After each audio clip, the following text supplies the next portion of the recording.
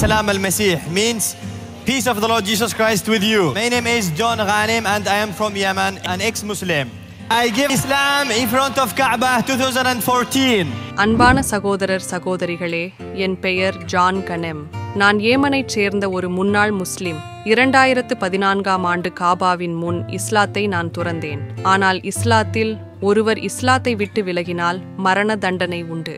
2017ஆம் ஆண்டு ஏமனை விட்டு வெளியேறினேன். I was in Greece and I met Christians and they started telling me about Jesus Christ. Actually, I met someone from Syria. He has a tattoo in his hand. And from there, their journey started. I asked him, why you have this tattoo in your hand? He replied in Arabic, this is the cross of Jesus Christ, the cross of Yeshua al-Masih, the Savior of the world. That was the first time in my life to hear about the Savior of the world. நான் கிரீஸில் இருந்தபோது கிறிஸ்தவர்களை சந்தித்தேன். அவர்கள் எனக்கு இயேசு கிறிஸ்துவை பற்றி சொல்லத் தொடங்கினார்கள். சிரியாவைச் சேர்ந்த ஒருவரை சந்தித்தேன். அவர் அரபியில், இதுவே இயேசு கிறிஸ்துவின் சிலுவை, உலக இரட்சகராகிய யெஷுவா அல்-மசீஹுவின் சிலுவை என்று பதிலளித்தார். உலக இரட்சகரை பற்றி நான் என் வாழ்க்கையில் முதலில் கேட்டது அப்போதுதான். நான் வேதாகம படிப்புக்கும் தேவாலயத்துக்கும் அழைக்கப்பட்டேன். தேவாலயத்தின் வாசலுக்குள் நான் நுழைந்தபோது மனிதர்கள் இயேசு கிறிஸ்துவை ஆராதனை செய்வதை பார்த்தேன். அவர்களை பார்த்து, இந்த பைத்தியக்காரர்கள் என்ன செய்கிறார்கள் என்று நினைத்தேன். ஆனால் என் ஆவிக்குள் பொறாமை கொண்டேன். ஏனென்றால் அந்த இடத்தில் ஒரு தெய்வீக சக்தி இருக்க வேண்டும் என்று உணர்ந்தேன். Remember when I entered through the door to the church, I saw man and woman worshiping Jesus Christ. I was sitting at the back, I was looking to them, I say, what these crazy people doing? But I felt jealous inside of my spirit because I felt it must be a divine power in that place. And the pastor started to preach about sin. Said we are sinners and sin came from Adam and Eve and became a disease in our heart. Sin separated us from God. போதகர் பாவத்தை பற்றி பிரசங்கிக்கத் தொடங்கினார். நாம் பாவிகள். பாவம் நம்மை தேவனிடமிருந்து பிரித்தது. அதனால்தான் நமக்கு ஒரு இரட்சகர் தேவை. அவருடைய பெயர் இயேசு கிறிஸ்து. அவர் நம்மை இரட்சிக்க பரலோகத்திலிருந்து வந்தார். அவர் சிலுவையில் மரித்தார், 3ஆம் நாளில் மீண்டும் உயிர்த்தெழுந்தார் என்று அவர் சொன்னார். அதன் பிறகு நான் வேதாகமத்தை வாசிக்க ஆரம்பித்தேன். மத்தேயு 3:16 இவரே என் நேசகுமாரன், இவரில் பிரியமாயிருக்கிறேன் என்று பரலோகத்திலிருந்து ஒரு சத்தம் வந்தது. இது பிதாவானவர் பரலோகத்திலிருந்து பேசுகிறார். பரிசுத்த ஆவியானவர் புறாவைப் போல இறங்குகிறார். இயேசு கிறிஸ்து தேவனுடைய குமாரன் என்பதை எனக்கு உணர்த்தியது. இந்த வேதாகம வசனம் திரித்துவத்தை பற்றியும் இயேசு கிறிஸ்துவே தேவன் என்பதை பற்றியும் எனக்கு உறுதியளித்தது. நான் இயேசு கிறிஸ்துவை தேவனாக ஏற்றுக்கொண்டேன். After that, I started to read the Bible, studying the Bible, Matthew 3:16, where God said, a voice from heaven said, this is my beloved Son whom I am pleased well. And that explained the Father speaks from heaven, the Holy Spirit descending like a dove, and Jesus Christ is the Son of God. The scripture convinced me about the Trinity and convinced me that Jesus Christ is God. Yeah, I accepted Jesus Christ as God. I went back to the church and they led me to Christ. I received Him. As I said, Islam behind me, the world behind me, and Jesus before me. He's my Lord, He's my Savior, and He's my everything in my life. Because He's written my name on the book of life. Hallelujah! நான் தேவாலயத்துக்கு திரும்பிச் சென்றேன். அவர்கள் என்னை கிறிஸ்துவிடம் வழிநடத்தினார்கள். நான் அவரை ஏற்றுக்கொண்டேன். இஸ்லாம் எனக்கு பின்னால், உலகம் எனக்கு பின்னால், இயேசு எனக்கு முன்னால். அவரே என் ஆண்டவர், அவரே என் இரட்சகர். ஏனென்றால் அவர் என் பெயரை ஜீவ புஸ்தகத்தில் எழுதியுள்ளார். நான் ஞானஸ்நானம் எடுத்த பிறகு என் பெயரை முஹம்மதுவிலிருந்து ஜான் என்று மாற்றினேன். ஞானஸ்நானம் எடுத்த பிறகு என்னை வெளிப்படையாக பகிர்ந்து கொள்ளும்படி தேவன் என்னிடம் சொன்னார். நான் என் ஞானஸ்நானத்தை பகிர்ந்து கொண்டேன், என் சாட்சியத்தை பகிர்ந்து கொண்டேன்.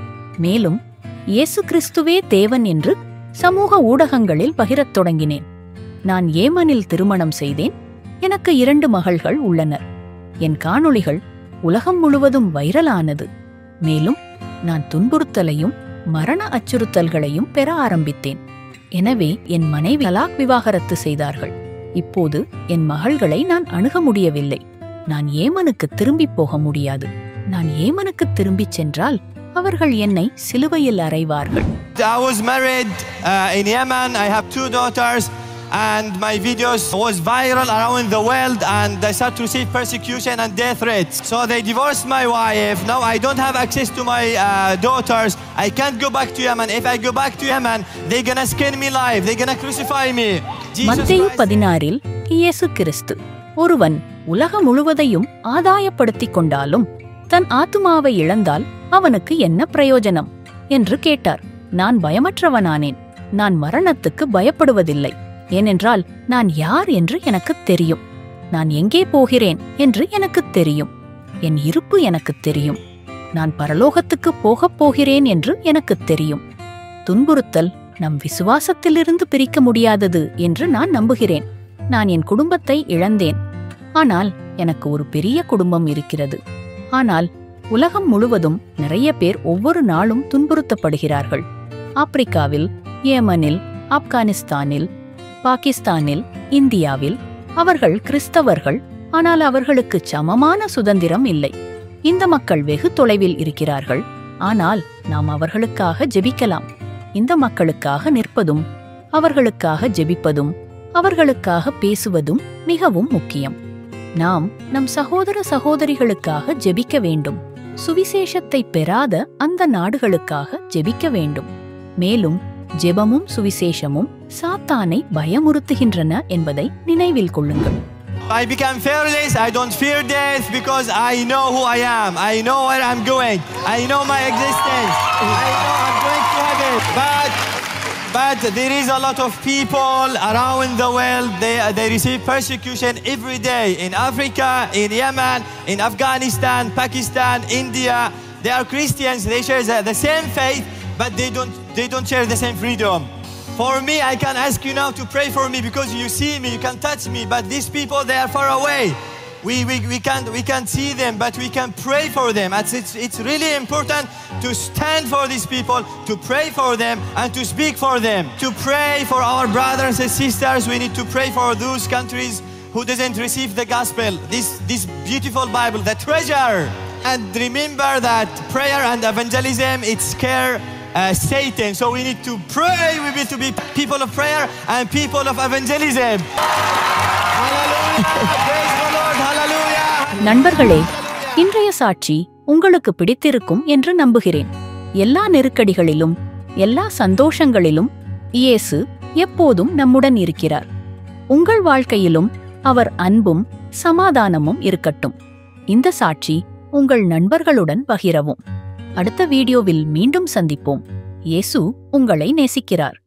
நன்றி.